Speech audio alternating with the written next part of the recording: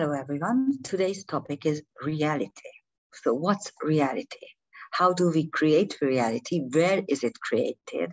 And what can we do about it? Before we actually enter into the discussion, let's consider first what is happening in our brain and whether or not embracing and understanding our surroundings, our reality, is happening in our head or somewhere else is a question already.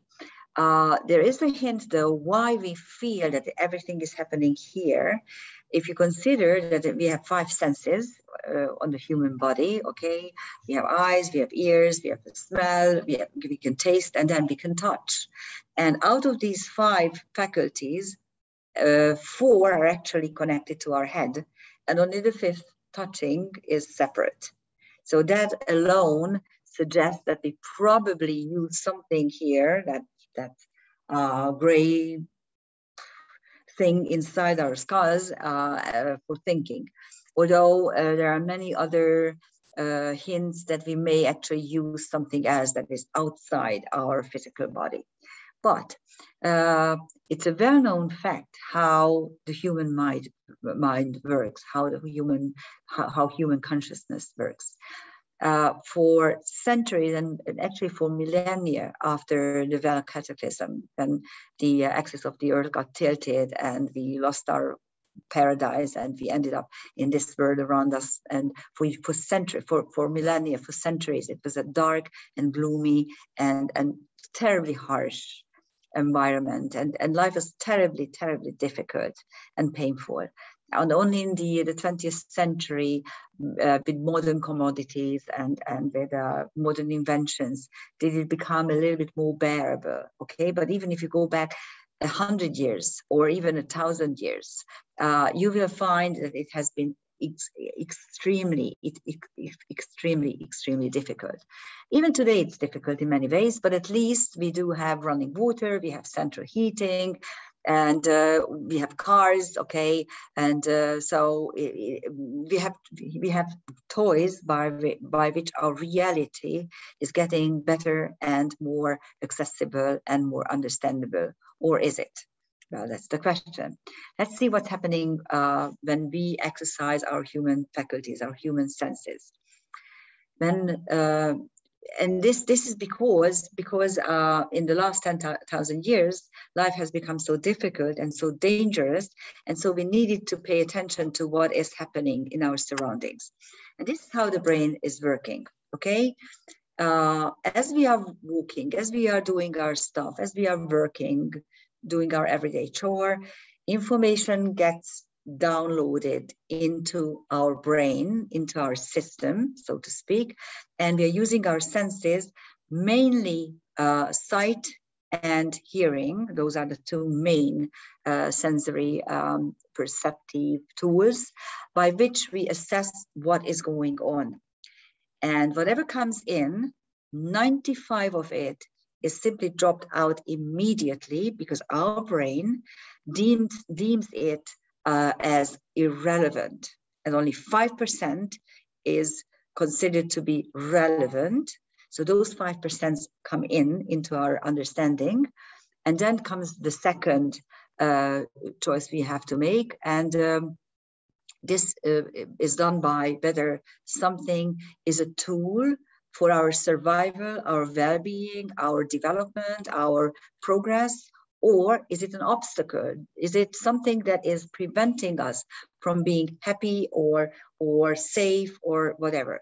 It's an important notion.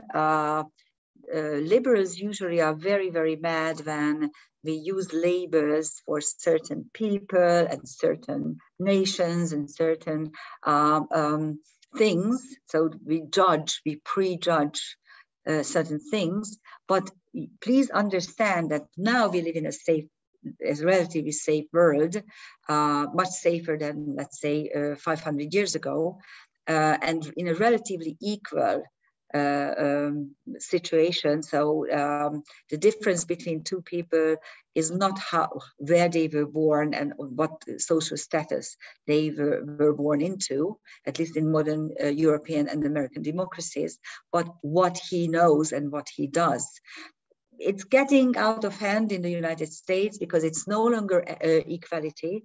It's because the more catchword is becoming equity, which is based on the equality of outcome, which is totally false and totally bad notion. But let's not talk about this today. Let's focus on reality.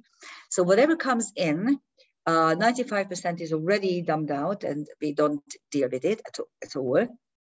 And then 5% is being selected, whether it's going to help you. So is it a tool for your well-being, survival, and so on, or it's an actual obstacle. And here comes the funny part. Even if something was deemed previously as a tool, it may become an obstacle at any point in time.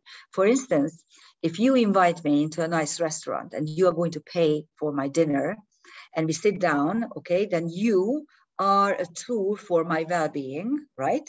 But at the same time, if there's a fire in the building and you are sitting blocking my exit, then you immediately become an obstacle. So if you think about your life, what's happening throughout our lives, we choose people, we choose situations, we make choices according to what will help us or who will help us. But these choices later on may turn out to be obstacles. And then we need to get rid of them. And those are the painful choices we make throughout our lives. So let's see how we actually perceive reality. I did prepare a little drawing for you. For this, I need my glasses because I no longer see anything. I need glasses for everything, for reading, for driving, for everything. I really don't like it, but what can I do? So here you have a mandala.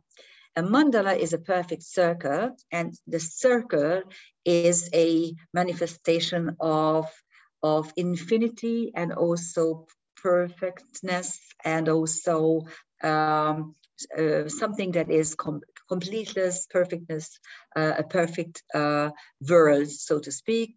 Each and every person is a mandala.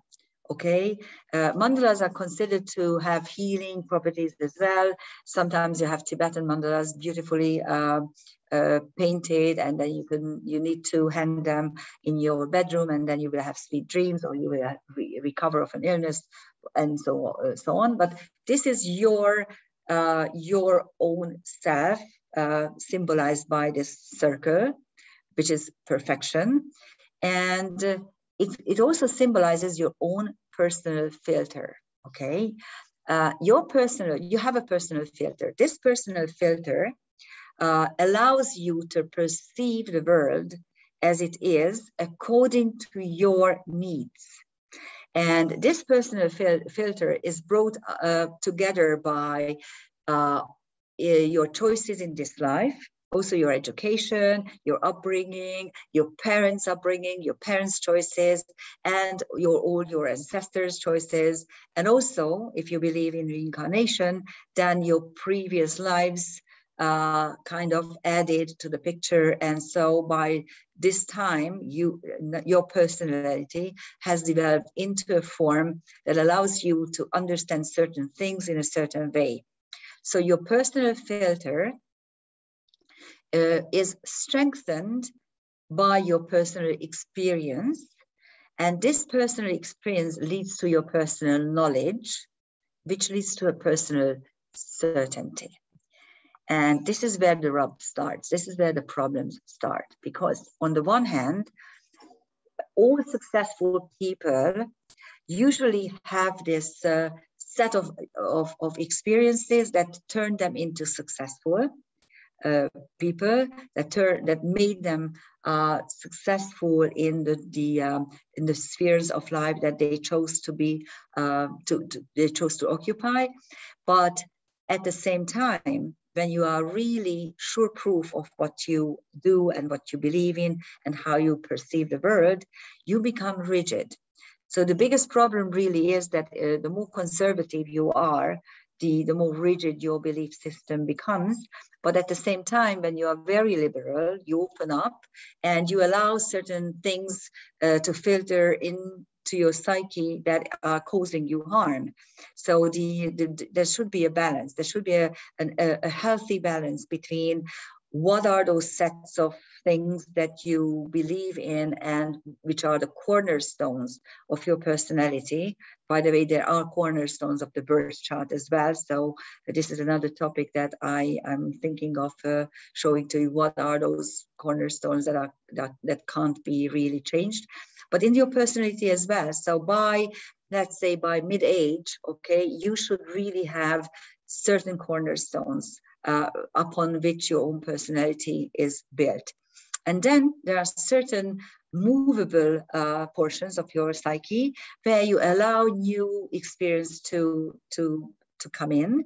And then this is how you develop. This is how you evolve throughout your life and throughout the incarnations, of course. But if you are too rigid and you are too sure proof of what you believe in, those that whole process is going to be stalled. But at the same time, if you allow too much to come in, too many different various and versatile things, then you won't be able to select carefully what you really need and what is really beneficial to you. And here comes an interesting thing. No matter what, no matter how open or how closed your personality is, whatever comes in can only come in through your own filters, through your own mandala. Mandala, I don't know how to pronounce it, so excuse me my English, because it's only my third language actually. I was born in Germany, so but I don't speak German. Anyhow, and there are certain words that I should look up how to pronounce them, and I never do, so you have to put up with that. And I no longer have my group with me all the time, my English group, because we do sessions and workshops through the internet, and so I don't have them correct me. But anyhow, I hope you understand still my English. So here comes the interesting portion, because all of a sudden, if you love someone, okay, then you will be able to step outside your boundaries, outside your own personal psyche, your personal filter, and allow his or her filter to flood through you. And all of a sudden, you have a huge potential for evolution. And the whole process is like a Mandola, okay? If you have been to Glastonbury, for instance, the well has a very beautifully made up cover, which is a Mandola. But practically this is it, okay? You have two circles, two perfect circles that are joined together, then they merge really. And this is what happens whenever you fall in love with someone. You allow yourself to be merged partially with the other person, okay? And a Mandola gives you a whole new potential for soul growth, and also because all of a sudden you can share your knowledge, and this shared knowledge will actually trigger shared solutions. So that is what happens when you fall in love, and or when you honor someone, when you feel awe again towards someone. It's very similar to love, but love, of course, as we understand in nowadays perception, is something romantic or carnal, okay? That it's usually mixed up with desire, which is something totally different, because you can actually desire someone without loving him or her, okay? And you can love someone without desiring him or her. So it's not the same at all. But what I'm talking about is the basic notion of love, which means that is really linked to owe, okay? That I owe someone, that I completely, I am a falling of my own being in a way, so that I can let myself go and allow the other person to flood into me, and it's emerging, and that is going to become a joint reality. So all of a sudden, when you have your own reality, okay, and you allow yourself to be merged with someone else's reality, you will have a joint reality, a shared reality, which actually will turn into some shared knowledge, some shared solutions, which are much more pragmatic and much more plausible than your own. So if you allow this process, it is one of the best ways for soul growth. And as long as your love or your honor remains intact, you can keep this up, and it can become a wonderful tool for evolution, for personal evolution. And if you realize that the other person can no longer show you anything new or anything interesting, this process, of course, stops. But even then, the shared knowledge and the shared competence will help you to go through life in a much easier and much smoother way. And that is the essence of relationships, really. And that is how our psyche is being developed. Thank you for listening. I hope this gave you a couple of interesting thoughts. Please, you can comment it on the comment section. If you would like to know more about the topic, just let me know. There are some other aspects of reality that I would like to show you, maybe in another video or later on in the future. Goodbye. Thank you for listening.